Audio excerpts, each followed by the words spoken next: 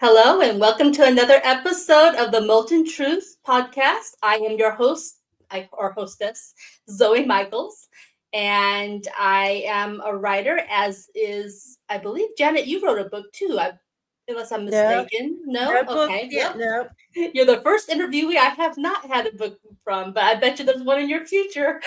It seems to there roll is a that way. story. One in me. It's only a matter of time. So, Yeah.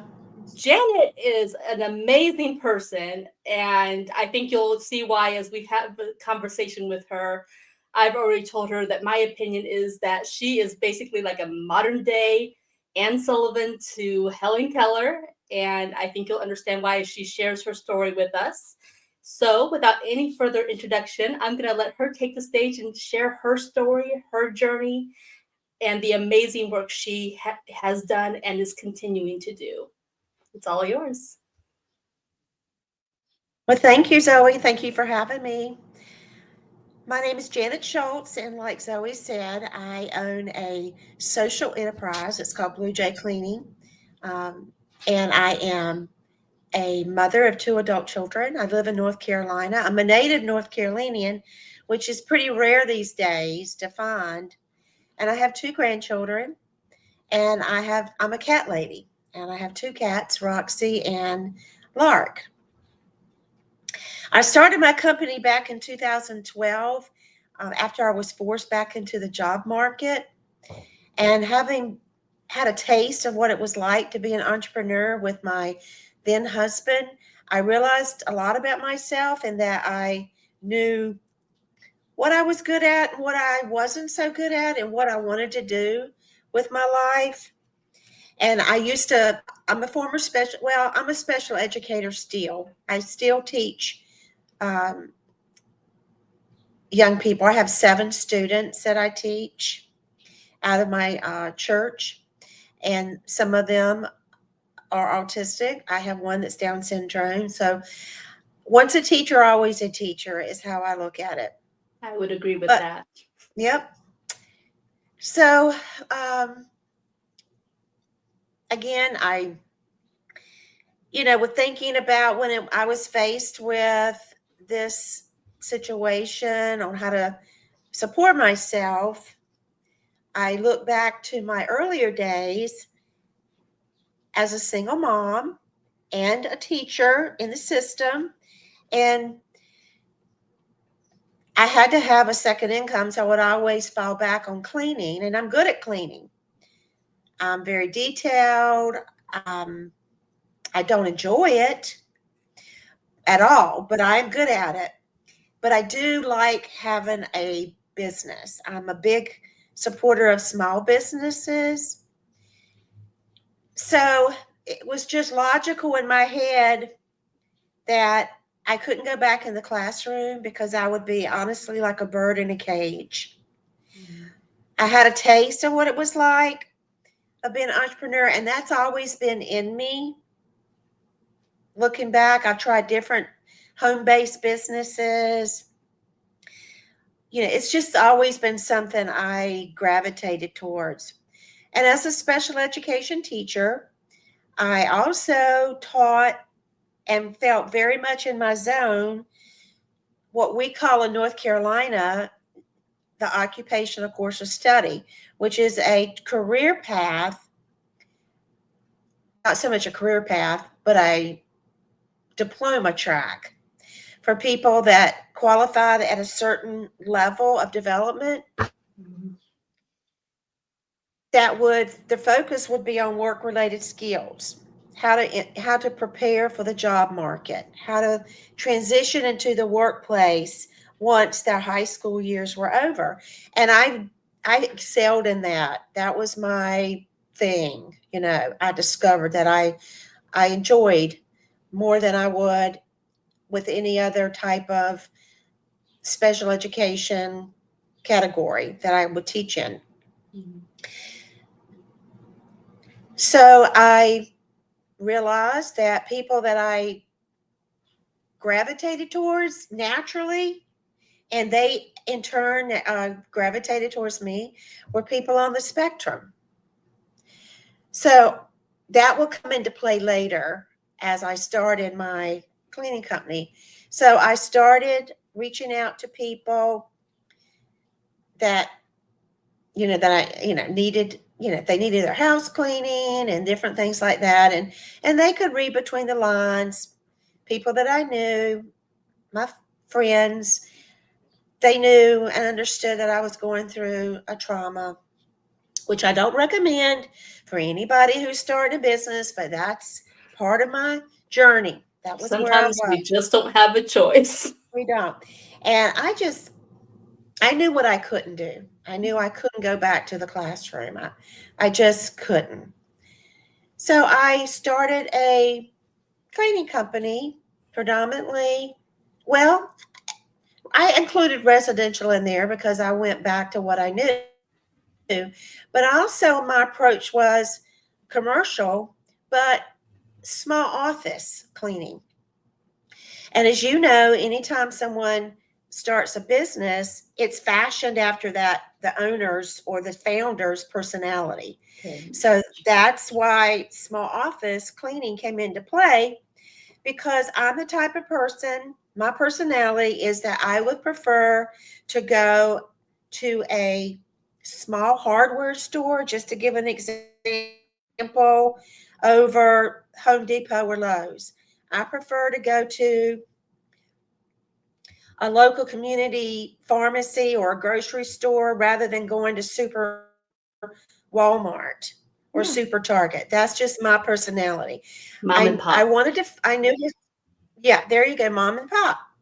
And so that's why small office cleaning. And to my understanding from what I was, these things just came to my head. It's not like I did research. It was just like on the fly. Sometimes This we is what just I'm going to gravitate do. naturally. So this is what was happening. And so, and I had a lot of people say, is there really a market for small office cleaning? You know, well, yes, because I didn't want to, that became our niche. Mhm. Down the road, residential fell off the as part of being a possible client base. I had some in the first year, but I actually sold my client base, for residential, Nice. because I grew very fast. That's very key as to what developed into what is really the focus of Blue Jay. Mhm. um, Cleaning Solutions is what the name was, the cleaning company. So fast forward, I grew very fast. Therefore, I could not do the cleaning all myself. So I found myself needing to bring people on. And in the very early stages, in my head, I didn't know what it would look like, Zoe, years down the road. But I wanted this. I wanted everything written down. I wanted this to become some type of business model that could be passed on, Mhm. could be franchised or something. Like I said, I didn't know what that would look like or how that would just, transform into what it is now. So I did hire people in the first year and a half, and was just became so frustrated because I had written down the processes, Mhm. and it was hard to find people that would clean to a process, that would do it like I had it laid out, Mhm. The who quality didn't come level. right, who didn't come with a preconceived notion, oh, I know how to clean. No, you don't. It's not the same as cleaning a bedroom at your home or cleaning Mhm. your house. It's different when you're cleaning for a business. Mhm. So it was hard to find people that didn't come with a preconceived notion or with an attitude. It was hard to find people that were consistent. And if you clean to a process, that keeps you consistent. You start out really good, but a lots of times cleaning companies, which is what they're faulted for, is they wane off over Mhm. time. And that became our thing, that and small office cleaning, like not a lot of the bigger companies who we didn't compete for. That wasn't our market. Mm-hmm. Like Jana King, for example, that's not somebody that we were competing with. We weren't competing to clean hospitals or large schools or things like that. And so there was a big need because consequently they weren't necessarily interested in the mom and pop uh, dentist office, lawyer's office, churches on a smaller scale. Mm-hmm. We that just wasn't something that they were interested in. So we found a niche there, and I found that was to be very important for a company is to find that niche. Mm-hmm. And so out of my frustration of finding not being able to find people who were consistent, who were reliable, who were trainable or teachable, Mm-hmm. and that were dependable, reliable, I just, at a level of frustration, just cried out, literally cried out, where are my employees? And the answer it just hit me. You need to look at people with autism, Yeah. and I thought, that's interesting. I never considered that. Now, when I would go to networking groups, I would go to conferences to improve myself, improve my business, try to get better business savvy about myself. Mm-hmm. And in the early stages, attended a function where they were talking about social enterprise Yeah. and social entrepreneurship. And that was like ding, ding, ding. That just kind of went off in my head to kind of figure out, that's something I believe that I'm supposed to be a part of. So let me look into that. And so I started out being a social enterprise in the very beginning, but I didn't know what my social impact or who that was going to benefit.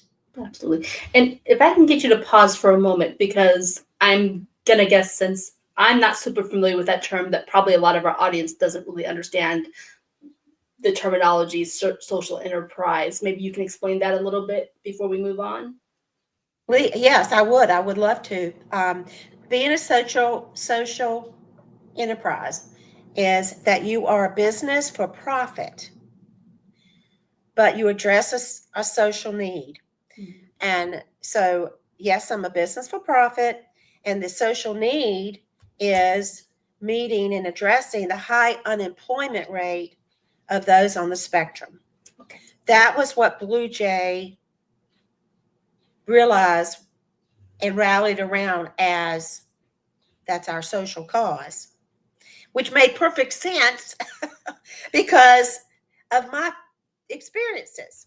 Because I did look into, okay, veterans, should I give back, to the veteran community? Although Mm-hmm. that's a great cause, it just isn't jive for Mm-hmm. me personally.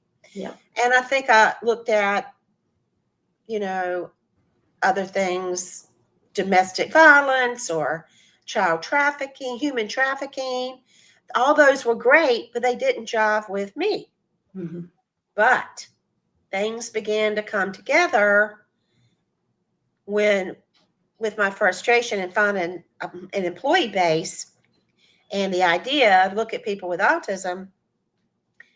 Okay. And then I started, I didn't just jump on that. I didn't just make a an announcement, Snap. I'm going to hire people with autism now. I went through the process of talking to people in that community because I still had connections Mm-hmm. and talking to and researching it, and finding out about that. And in the process, I had a connection with Autism Speaks, and she told me then, and that was 10 years ago. Mm-hmm. Oh, wow. She she said, Janet, you're going to find more companies like yours, Blue Jay, being started because the focus is still research into what causes autism, but more so now the focus is employment of those on the spectrum. And she said, those now adults are sitting at home that went through the system, have graduated. What now? What's next? Because they can't find a job. But yet they're highly employable. They have skills, they have things they can offer.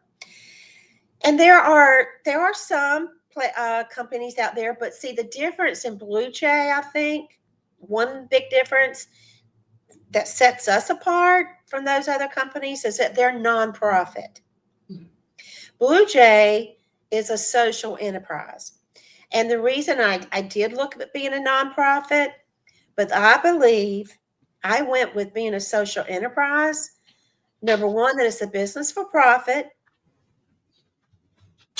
And I felt like, and I still feel today, that as a social enterprise, one can do more good and make more of an impact than a nonprofit could. So that's where I stand on that.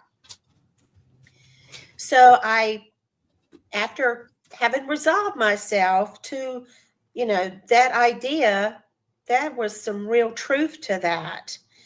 I began then, you know, putting the word out, and I didn't seek them out. They found us. But I was at that point I sought that type of person. And so, because this is not a nonprofit, I wanted to be made clear. I felt like, whether this is true or not, Zoe, this is just my personal feeling, that we would be taken more seriously as a social enterprise, a business for profit. We are legitimate. This was not a charity. I did not just give when I did hire and start interviewing, because they have to go through the same interview process. And it's not just Blue Jay, it's not a company, it's just for people with autism. Could be for other people with disabilities, for lack of a better word, and traditional thinkers like people who don't have disabilities, because it takes all of us. Absolutely. And that doesn't benefit anyone to be a closed community. You have to be open to all differences and all people, to grow as a human. Right. Well, and it wouldn't solve your problems to hire people just for the sake of hiring them. You were looking for quality employees. And that is why I went to that group of individuals, because for the most part, and you can't put everyone in a box, for the most part, they are routine driven. They would cling to my processes because that's how they operate. Task analysis broken down. And the key, they would be consistent. Why? Because they would cling to a process. They would do those items because they get into that pattern and that routine, and it would just become a natural thing. They wouldn't venture off of it. Therefore, it kept us consistent, and they wouldn't get bored with it. They don't get bored with a routine. It becomes part of what they do, and therefore makes us consistent, and therefore they don't get bored with it and start waning off. They are dependable, reliable. They don't get caught up in office drama. They're very effective as team members. One of the things I look for in any employee, and we did job shadowing, that was how we conducted interviews, because being a social communication being one of their challenges, they didn't operate very well with a one-on-one type of interview. So we job shadowed, and I would pretty much tell, at least on the first job shadow experience, whether or not they had what it took to be a Blue Jay employee. I mean, the things I look for, whether or not and this is what I look for in everybody, how well you took instruction, if you took initiative, if you didn't just wait for someone to tell you what the next step would be, if you Mhm. took initiative and saw something needed to be done and did it, that was big on my list. And how well they mesh with the team. Now, I think it's important that one of the things is probably on my soapbox, and try not to jump around too much. And depending on you, Zoe, to rein me in and stay on Can track. do. Okay. But getting back to the aspect of taking initiative, Mhm. one of my big issues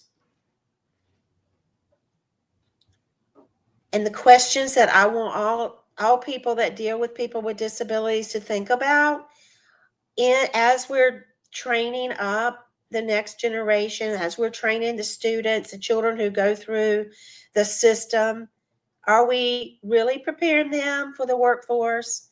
Are we preparing them to be independent thinkers? Yeah. Or are we making them cue dependent and Well, not problem solvers?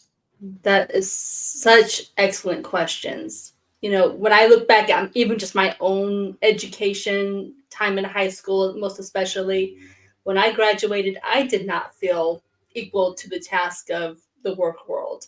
It took me a while to find my footing.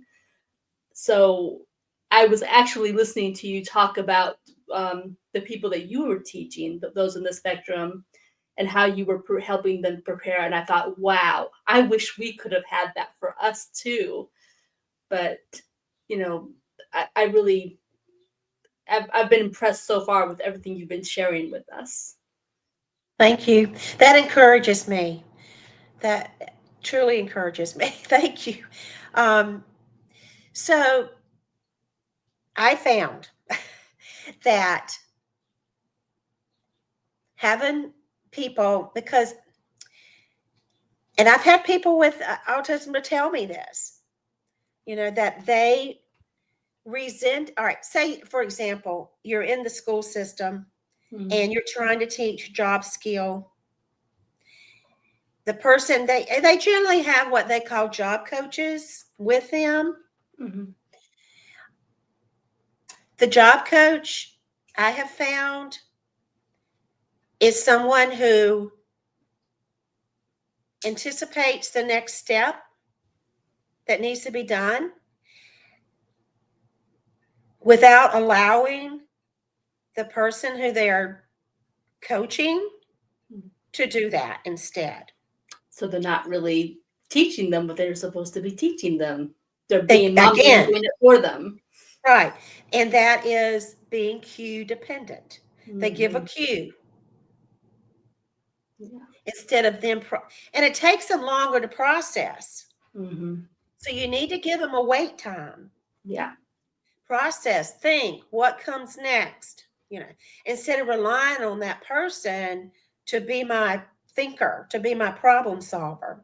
Right. So I went against the grain.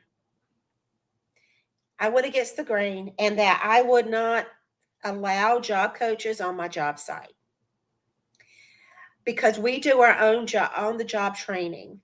I would not allow job coaches in my interview process. They wanted to come because they didn't feel like that person would be able to conduct themselves on their own. Yeah. I've had employees who I was told, well, they need me. They need a job coach because they're not able to work independently. Well, I wasn't interested if they could not learn to work independently. Right. You see, I expected that they could learn. I Mm-hmm. wasn't going to sell themselves short, sell them, allow them to be sold short. Right. So I really went against the grain, and I wasn't always popular, but I knew instinctively because, again, once a teacher, always a teacher. And even though I wasn't in the classroom, Blue Jay was my classroom. Right. Well, and you And had the prior experience. You knew what they were capable of based on your teaching experience with them, yes? Right. And Yes. that's just my natural inclination. I'm going to Mhm. expect that you can until proven otherwise. Which everyone deserves. Everyone Right. deserves a chance to try to take those steps on their own and just see how far they can get before they do maybe need a helping hand. And failure doesn't become a bad word. I've Hmm. had parents to tell me, well, I don't want my child to fail because that's a bad word. And again, I butted heads with some parents in the beginning because they were not their fault. Mm-hmm. They were used to protecting their child's rights. They were used to advocating for their child. Well, their child now is an adult. Mm-hmm. And Blue Jay is part of our model is that we also are a mentoring tool. We mentor those that come through Blue Jay and help them become self advocates. So that was part of it.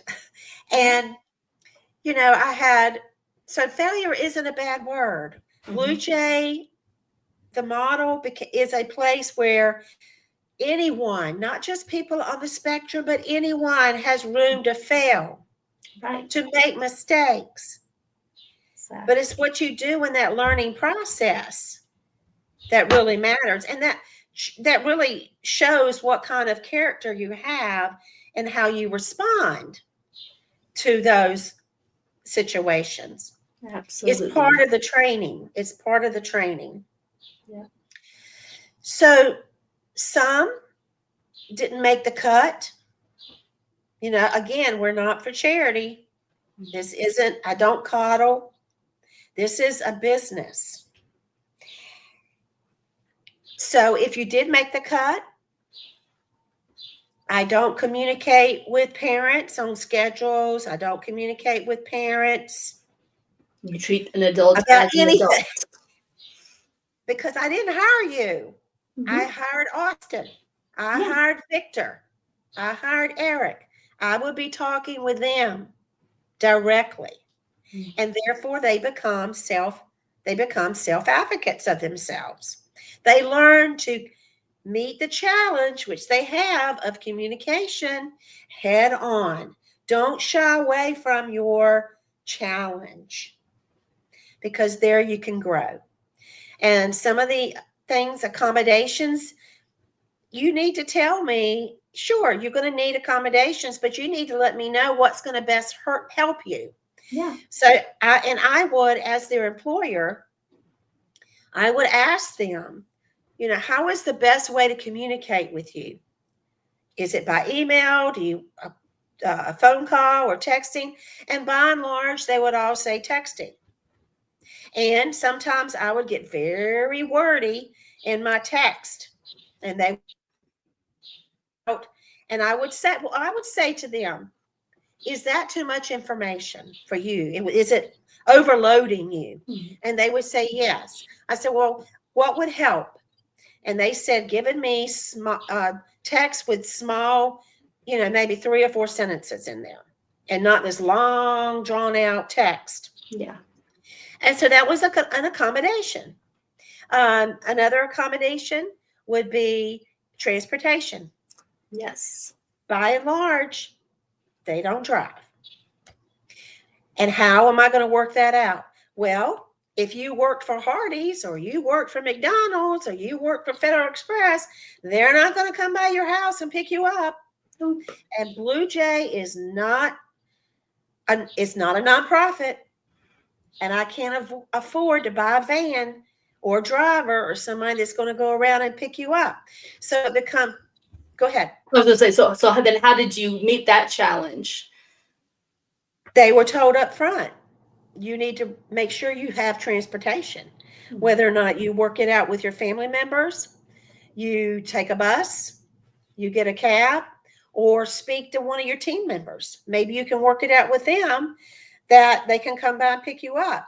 But even then, it would be, excuse me, it would be nice and responsible of you to pay them for gas. Yes. You're training them about that as well. That's good. Right. Because again, I'm not about coddling, I'm about raising adults Mhm. to be what? Independent. Whatever. and however that would look like for each person.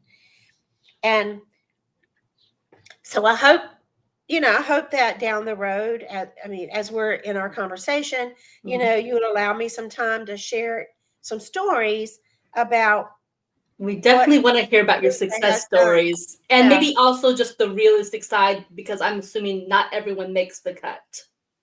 No, not everybody makes a cut. They would not make the cut for reasons such as they're not behavior wise, they can't handle that. Mhm. If they're not as independent, that they, as I can see, that they won't be able to be independent. Mhm. That, because that bougie is not for them. But, and I want to get to that later on because I think Okay, that's I the thing. apologize. But as I'll let far you as go with the flow. there's so much to share because we're so much more than just a cleaning company. We're just so much more. There's so much substance to us in that. They wouldn't make the cut because socially they weren't mature enough. Mhm. And then parents would get in the way of their child having an opportunity. So when I wouldn't back down on my stands, Mhm. then they ruined their child's chances of That's they got in sad. the way. They got in the way. But I do have parents that stuck it out and allowed me, they trusted me. And that's, they trusted me with their adult child, Mhm. that I wasn't there to take advantage of them, that I had their best interests. I sought them out. I wanted them as employees Mhm. because they had what I was looking for. Mhm. So there was a trust level that, learning curve that we had to go through Mhm. with the parents. But, I had to fire some who I thought would make it through the job shadowing, the interview process. They made it, and I tried them because it's so hard. Trust me. You want to hire every one of them. Yes. But reality is, we don't all get that. We are all have to face the reality of things Mhm. that I can't, I don't get all the jobs that I apply for. This is real life. Right. And you might can come back in 2 or 3 years, Try again. try again. You might, be at a level that you would be able to succeed and make it. Mhm. And so that's a very difficult thing. I mean, it's difficult Yeah. for anyone, but to fire someone with challenges, that's really hard. I would imagine it pulls at your heartstrings. Like you said, you want to have every one of them. Right, right. Yeah. And I was, I had Blue Jay for 12 years, the first Blue Jay, Mhm. which was in our area. And I sold it in 2021 because that was my plan all along, was to I was developing a prototype. All those 12 years, I was developing a business model that has really transformed into this business model employing people with autism Yeah. so that I can help other people do what I did in my community. Why should it stop there? You know, Absolutely. why can't you can do this, and I'll hold your hand through the whole process. And I know it's not as easy for other people as it was for me because I'm a risk taker at heart. Yeah. That's just my nature. Not everybody will just jump out there, Mhm. and take a dive and see Mhm. where it goes. But it carried us to a place of being a marketable and successful business enough that someone bought it. And one of the attractive features was that I heard people with autism. Yeah. Now, you mentioned to me about the way that you paid them, Excuse me. because I would guess that our audience might be going, "Well, yeah, because they work cheap." But is that the case? Hey, I'm glad you brought that out because that was one of the things. No, everybody, look, they came with me with no experience. Mm-hmm. And that was their very first job. There was no one that came to me, and we're talking about people with autism right now. They, all of them that have gone through Blue Jay, that was his first job they've ever had. Mm-hmm. And some of them were in their late 20s, so they had been sitting home for a while. So, of course, no experience, first job, you're going to experience on the job training, you're going to get paid minimum wage. Natural for anyone. Okay. Yeah. Mm-hmm. So, nothing weird about that. But as the time went by, I would see in you potential for leadership roles, more responsibility. And when you are taking on more responsibility, I see that you can handle being being a team leader, or if you help with transportation, like Adam, one of the success stories, and I try not to go off on a tangent on that, but We do want to he, hear about Adam, though. yeah, he gained enough confidence to get his license and drive. So Adam became a team leader. He got his license. He would help transport people to their jobs. Therefore, when he left, he was making $10 an hour. Mm-hmm. And he's been gone probably 4 years. So, does that answer your question? It does. And I think you told me he went to FedEx. Yep. He's working at FedEx now. So Yep. Yep. nice Adam. jump to Yep. something that will be lucrative for him. So That's right. That's good right. job, Adam. Adam. Right. That's right. And Adam was at home. Just to tell a little bit about his story, Adam was home, and I think I found out about Adam through my church. Mm-hmm. And his brother came home one day, and Adam said, "I wish I had a job to go to." Yeah. And so Adam came. He went through the job shadowing experience. He was one of my best employees. Gifted artist. Gifted artist. We had a mascot, and his name was Swabs, and he was a dog. And I just came about this by accident one day, Mm-hmm. and Swabs became our mascot. That And is we so had, great. it was just really cool. He's a gifted artist, very detailed. Someday And I so need to see this picture. yeah, Swabs, there could be a place for Swabs in our company, but of course I would buy the rights to Swabs from Adam, you know, Absolutely. before I use Swabs on this kind of level. Mm-hmm. But, um, our clients became family because people that would buy into the Blue Jay idea Yeah. were people that wanted to be a part of something bigger. Plus, they had to take us serious. They had to trust. You know, I don't know about this autistic. Yeah, I'm not into, and it's not for everybody. And we Right. didn't get every job that we went out to get, but by and large, we got 90% of them. Nice. Yeah, and so anyway, when Adam came to me, I could see 2 or 3 years into it that Adam wanted more for himself, and that he wanted, and there's nothing wrong with cleaning and being a leader and all that, because that could be your job throughout your career. But for Absolutely. It's but for respectable Adam, work. that's right. But for Adam, his dream job was working for FedEx. And so he was able to develop a resume with Blue Jay. I became one of his references now Mm-hmm. that his future employer called. And today, Adam is working for FedEx. So he springboard. Blue Jay was something that he just went through. Yeah, it was a stepping And stone to where he wanted to that's be. right, stepping stone is a good word. That's right. Yeah.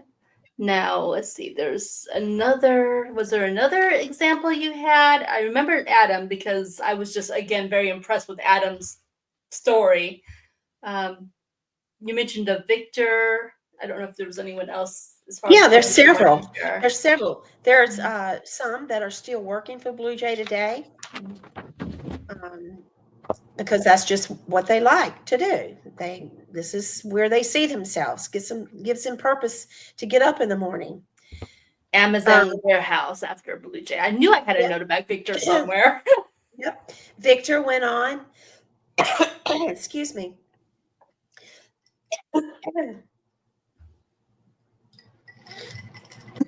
Victor went on to work. He's working for Amazon in the Amazon warehouse. I just spoke to him a few weeks ago Yeah. because I wanted to use his picture on a Facebook post. So I asked his permission and he said, sure. And during that time, I asked him, I said, where are you working now? And he said, I'm working for Amazon warehouse. And we did it through text, you know.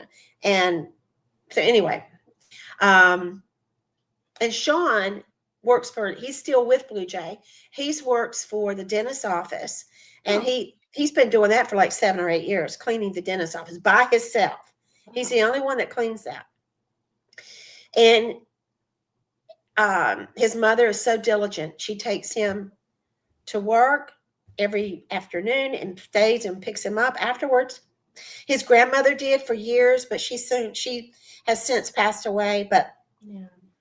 the family rallies around that. They support their family member in this endeavor. See, and I love that. They're Yeah, giving those, instead of clipping their wings, they are lifting them up so they can fly. I that's just right. love that. That's right. And that's another reason that I think that being a social enterprise Mhm. is better for us because we're not another program Yeah. and we're legitimate business. Real world. That's right, real world. And we have Eric, if I may tell a story about By all Eric. means, Yep. go for it.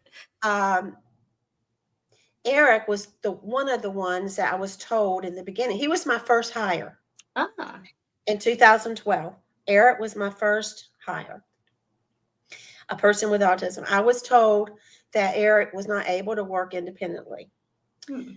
Well, and his job coaches could not, and they're the ones that I butted heads with, that he couldn't come to the interview or on the job site because I don't need your services. We don't need your services. Blue Jay does their own on the job training. Coaching. Yeah. Okay. So Eric, of course, went through the process, and Eric became a team leader. When Eric was on the job, so I did not worry. Eric's doing what Eric does. I know it's going to be done right. Eric was given the keys to jobs, and he had a pretty good sized ring of keys. And Eric took that job very seriously. You could not get those keys from Eric. One of my employees tried Ah. because she felt she didn't have the confidence that I had in their ability. Mm-hmm. And she tried to get those keys. No, Eric was not handing over those keys. And I told her, do not take those keys from Eric. Eric is the one that's the keeper of the keys. So you do what Eric tells you to do. Yeah. I'm So glad that you stood behind him, and he obviously was very trustworthy. Otherwise, he would not have had those keys and fought her to keep them. that's right. I Right. think He that's pretty not impressive. getting those keys. But just to give you an idea, uh, that Eric proved himself, yes, I can work by myself. Okay. And the other thing about Eric, to everyone's surprise, because Eric, transportation was a big problem for him. He Mhm, he lived with his mom, and she would take him to work. mhm, Sometimes because I was still hands on in the business, I was still cleaning, I mhm. would pick up Eric. I would take that on because as the owner, you go over and beyond. I mean, you're an investment into your own company.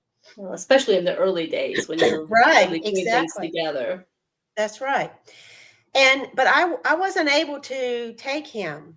And his mom, who developed cancer later Mhm. on, she became too sick that she couldn't. But Eric knew he had a job to go to. And so Eric, to everyone's surprise, and to mine too, I have to admit, Eric had no way to get to work, but he didn't call out and say he couldn't come.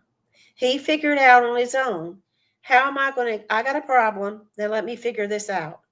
So Eric got on the computer and he looked at the bus routes and he looked at the different routes that he needed to take Mhm. from his home or to a designated bus stop to where, how is he going to get to the actual job site. And granted that also Eric had the vacuum cleaner because we Mm. didn't have a lot of money. We didn't have vacuum cleaners at every job site. Yeah. So we had to take the vacuum cleaner in the early years with us to job sites. And so Yes. Eric had the vacuum cleaner with him. And he took that vacuum cleaner with him on the bus and he got to his job site. Amazing. And when I found that story out, I was just blown away. That tells me that number one, he is responsible, and number two, he must really have loved his job. Yeah, he did. Yeah, he did. He took it very seriously, and he wasn't embarrassed Mhm. that he had to take that vacuum cleaner because they don't care about that. Yeah. That's not important to them, you know. Mhm. But I thought that was a very cool story. And Eric had to leave Mm. Blue Jay after a couple of years, and that was a very sad moment. It took Yes. us a while to recover from that loss. I'm serious. Right. He left a big hole because his mother passed away, and Mhm. he did toy with the idea of staying behind and living here in this area, or Mm. he had the other option of moving to South Carolina, a neighboring state, to live with his sister, and that's eventually what he decided to do. Sure. Yeah, so I kept up with Eric and went to visit him once, but as far as I know, I haven't heard in many years. But Eric wasn't doing anything at the time, Mm. working. But Eric had a lot to offer. I preferred to work with my autistic employees over others. It was just I told everyone in the beginning that I wasn't a lot of fun to work with because I don't talk. When I'm on the job, You're on the job. anywhere, whether it was my own business or not, Yep. I don't get involved with chit chat and I'm just there, I do a job and I'm focused. So I'm just, I was very boring, and so they were the same way. They were like me in that way. And who knows, maybe I'm autistic. I don't know. Well, But I've been questioning myself. Am I? So I mean, there's uh, certainly things we can definitely relate to. right, right. So, and maybe that's why we just got each other. We Mm. just saw things from the same perspective. But I wanted to be made clear that I sought them out. Yes. They were I, Absolutely. they were the ones that I saw Hmm. fit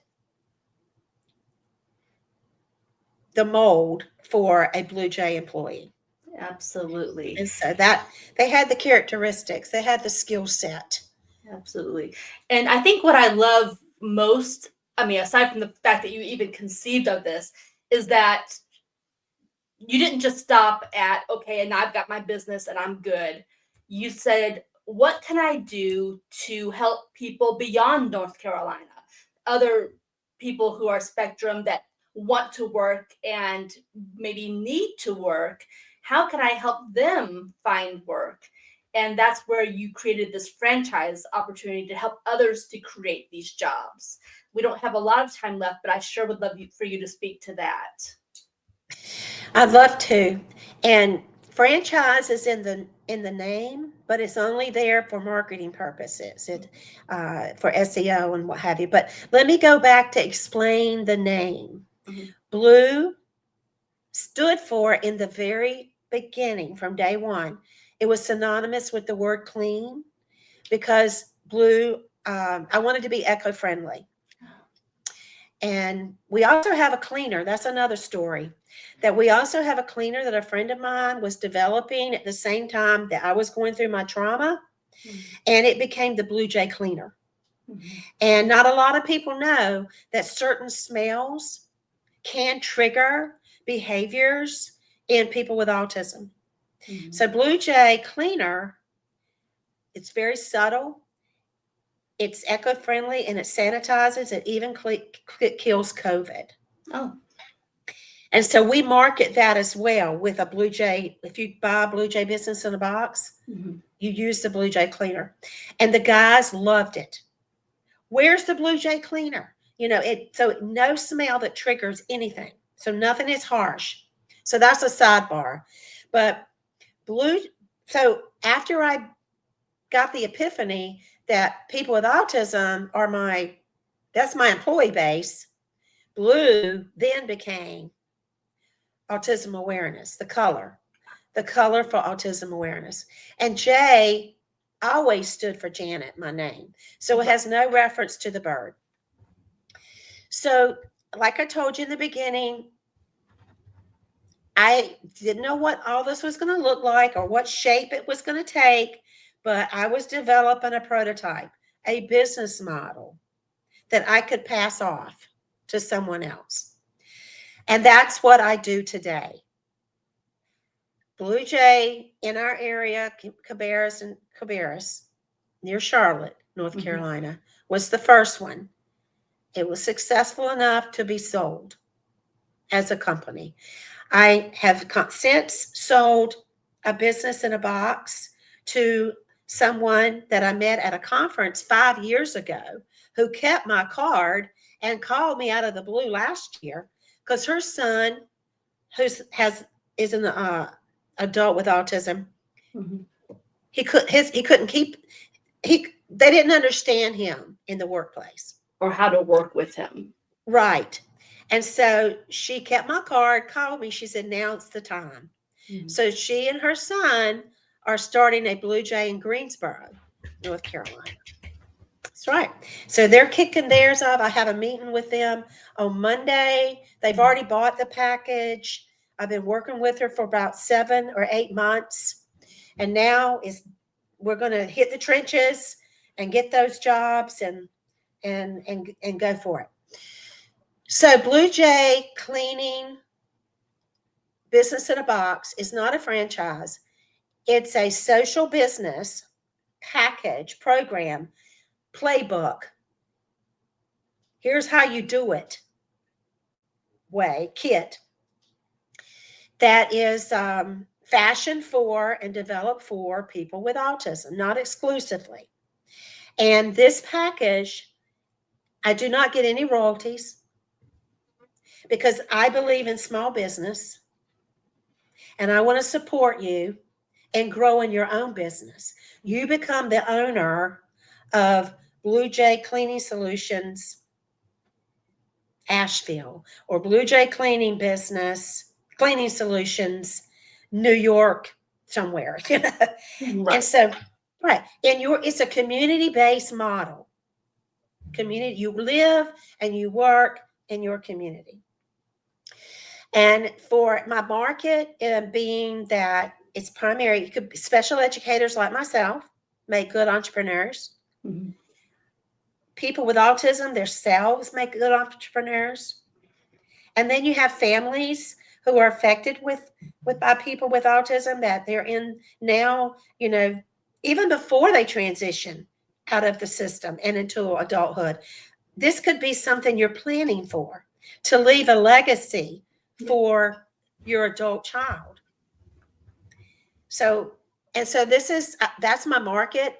And because that's my market, I keep the price at a value, because not only is it a business in a box for small office cleaning, but in there are is a how to start up a paper shredding company.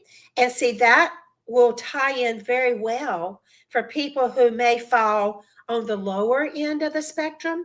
Ah, And something see that simpler. right. Mhm. So see, it's spectrum. You fall anywhere in there. So is the business in a box. It's a business model that people with autism of all wherever they fall might, not will, or but might, if they go through the process like everyone else, because we're not a business, we're not a charity, we're not a nonprofit, we're not just giving you a job. There's so much more that you could do.